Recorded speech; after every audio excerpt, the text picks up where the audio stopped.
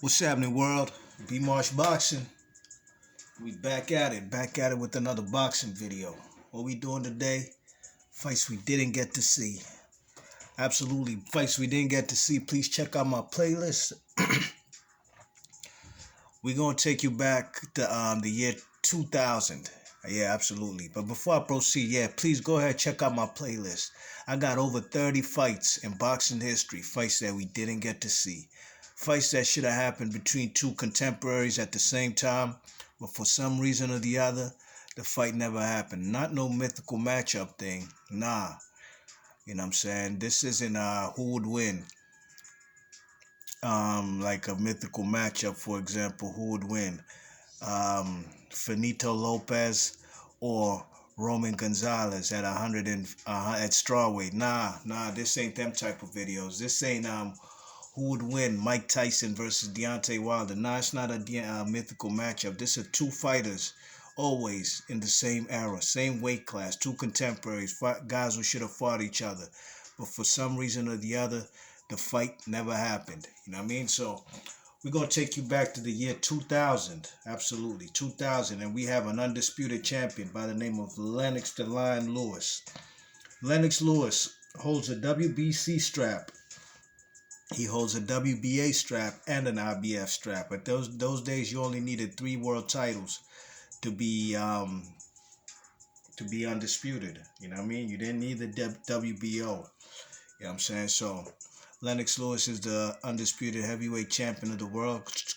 He grabbed 2 straps. No, how many straps? Yeah, he grabbed 2 straps off of Evander Holyfield. You know what I mean? Holyfield had an IBF and WBA that he beat off of Michael Moore in the second fight, and Mike Tyson, of course, from the first fight when he took the WBA strap off of him.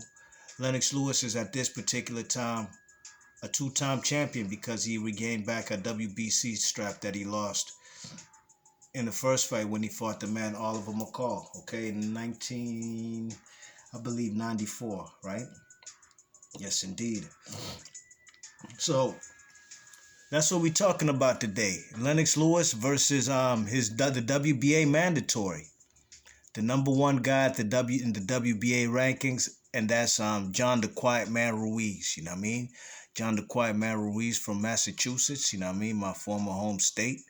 Big ups to everybody in the 617, Boston, Mass, surrounding areas, Middlesex County, Cambridge, Somerville, Medford, Chelsea, all that. You know what I'm saying? Big ups to Quincy, everybody in the bean. You know what I'm saying? Dorchester, Roxbury, Mattapan, you already know. All right, Jamaica Plains, the whole Beantown, you know what I'm saying?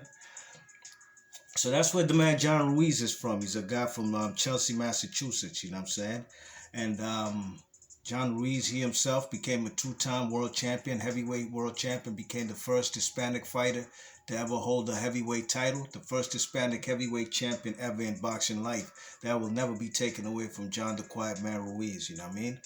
So let's get into it, man. This is a fight that we didn't get to see. Let's talk about it. Why this fight never happened, you know what I mean? Like I said, John Ruiz is the number one, the mandatory for Lennox Lewis WBA strap. You know what I'm saying? You know what I mean? So now Lennox Lewis, at this juncture, I think he's promoted by Frank Maloney out there from the United Kingdom. You know what I mean? I don't think he was with the Duvas at this point yet with main events, you know what I mean? So, in the year 2000, nice Coogee sweater. Yeah, so in the year 2000, them fellas, Lennox Lewis was the undisputed champion, you know what I mean?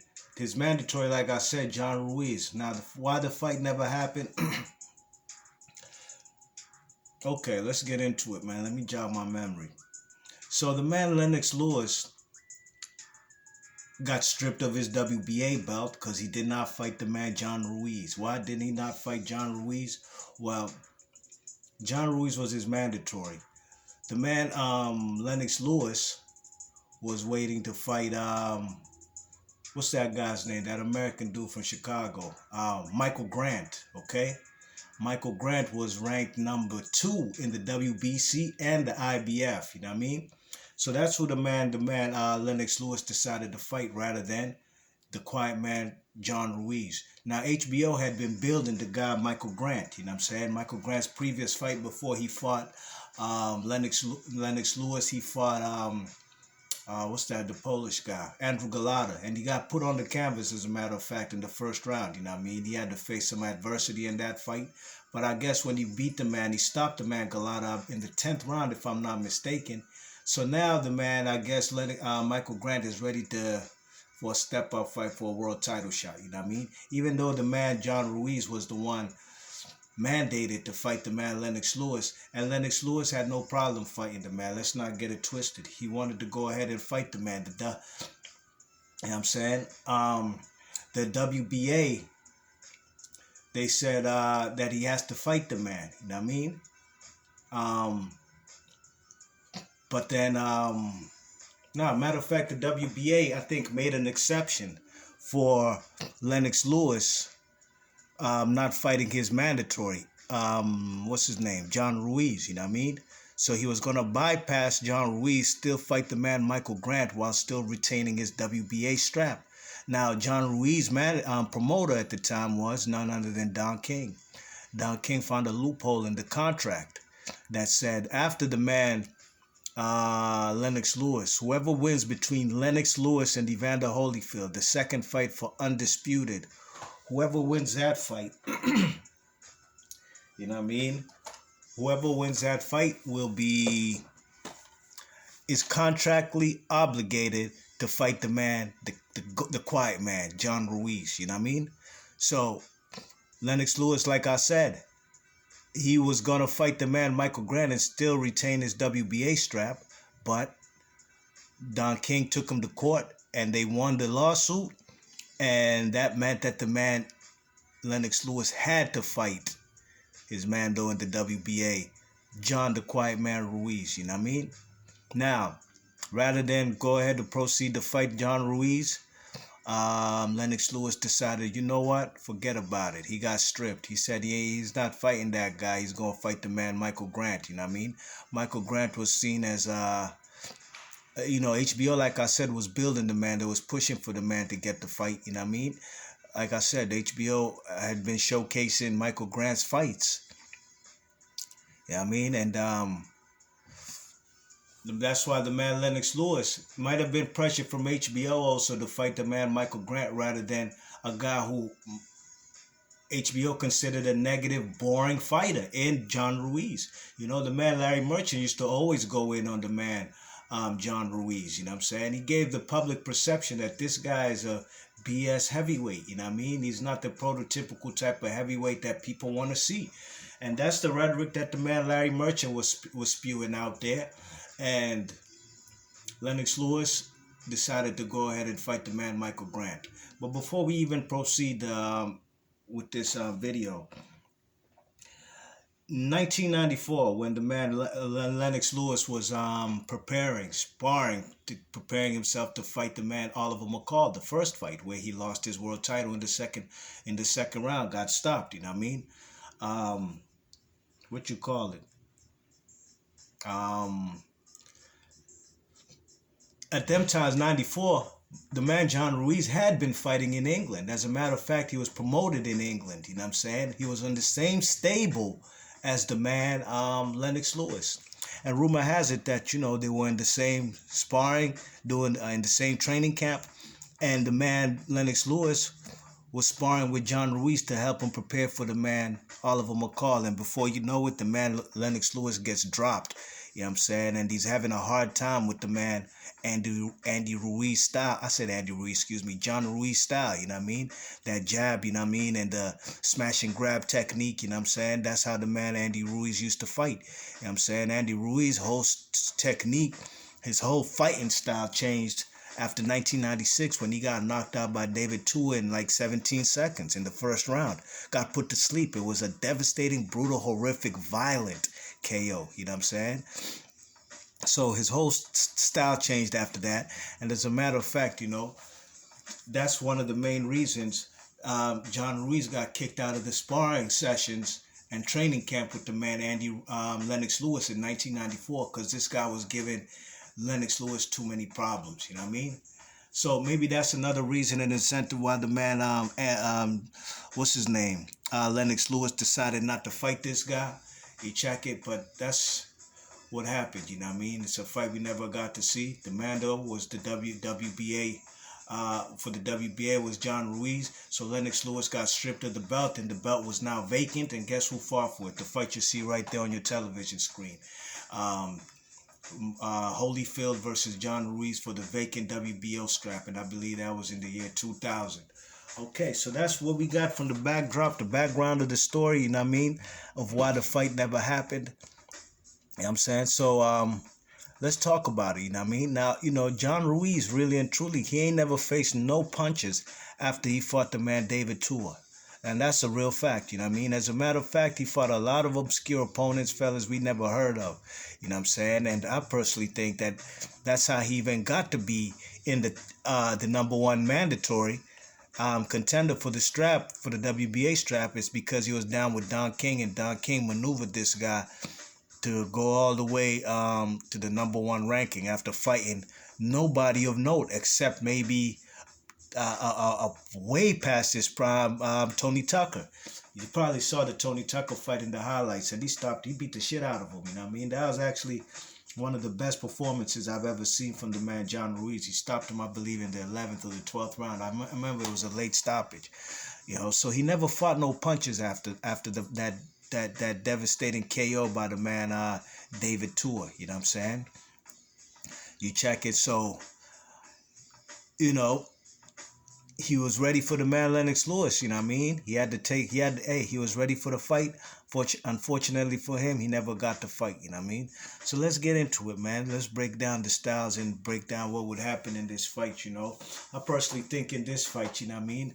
These two guys are almost, not quite, but they do have the same grappling style, you know what I mean? That jab, and that jabs, punch and smash and grab type of shit, Lennox Lewis was very good at that, especially when he got with the man Emmanuel Stewart, you know what I mean?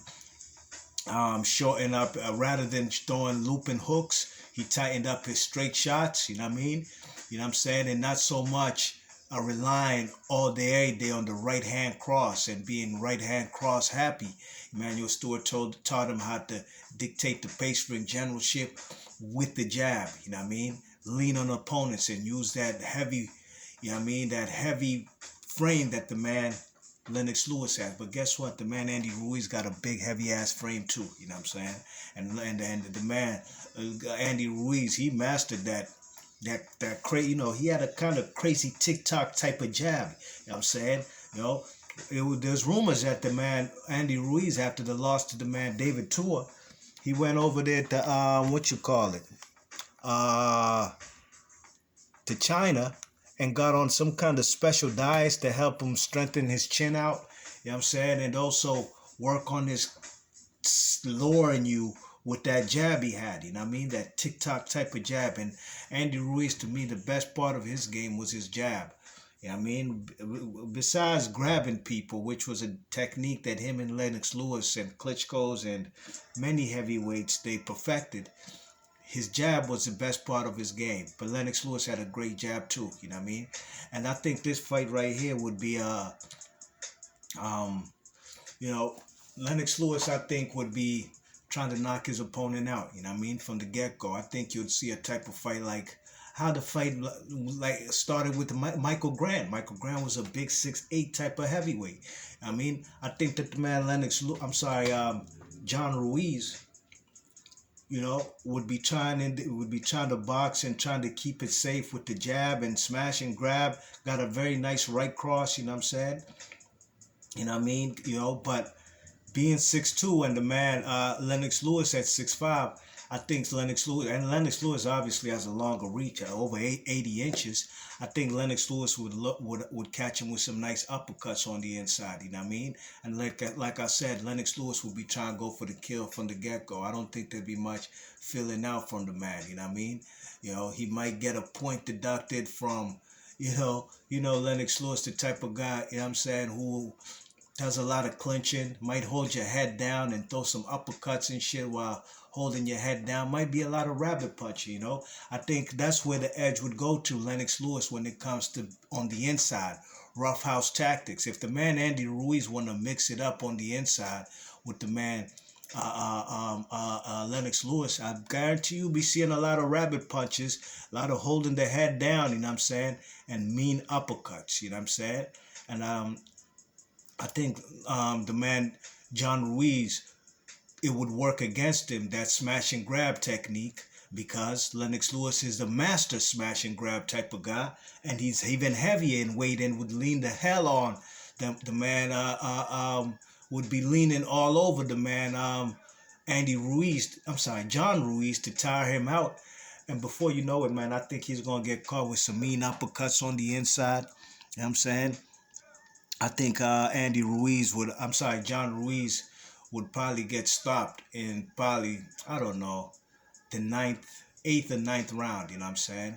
Will John Ruiz have any success? I think his success will be trying to keep time the man with the jab, that TikTok jab, trying to lure him, throw that vicious, nice right cross. You know what I mean? Get on the inside and clinch for dear life. The referee gonna have to separate you and then try and reset and work your angles again. You know what I mean? But I think that will only work up until the man Lennox Lewis catches him with the uppercut. You know what I mean? You know, set him up with the jab, get on the inside. While the man Andy Ruiz is there trying to clinch on the inside, a lot of holding. I think the uppercut is gonna lay him out, man, and it's gonna lay him flat on his back. You know what I mean? Because like I said, and John Ruiz stayed away from a lot of big punches after that fight with the man David Tua. That's a fact. He can't deny that neither, because I was watching this guy for the longest. You know what I mean? You know, John Ruiz used to spar in the Somerville gym back in Boston. You know what I mean? You know what I'm saying? Back in Boston, Mass. And you know, that gym wasn't too far from where I used to live at. You know what I'm saying? Same gym where guys like, what's his name, used to come through too. Mickey Ward, you know what I mean? Would come all the way from Lower Mass to get some good sparring at the Somerville gym. You know what I'm saying? You know, so he ain't fight no big punches, you know what I mean? And really and truly, the next time he fought a big puncher was probably, I don't know, Galata, a fight that was controversial, the Galata fight, Hasim Rahman, you know what I'm saying? And these guys weren't the big punchers like a guy like, I don't know, Lennox Lewis, you know what I'm saying? So I think that the man Lennox Lewis would still retain his WBA strap or stay undisputed, although, you know, he'd face a lot of adversity, you know what I mean? I think in the earlier rounds with you know, with a lot of back and forth, you know what I mean? It would be a pretty action-packed fight. I think Lennox Lewis would bring the best out of John Ruiz, but unfortunately for John Ruiz, he gonna get stretched out in the 9th or 10th round. All right? Be March Boxing. Leave your thoughts and comments. Let me know what y'all think about this fight. Matter of fact, let me know in the comment section who you think wins this fight right here for Undisputed WBC, WBA, and IBF straps held by Lennox Lewis versus John Ruiz in the year 2000. All right? Be March Boxing. I'm going to catch you on the next one. I'm gone. Peace.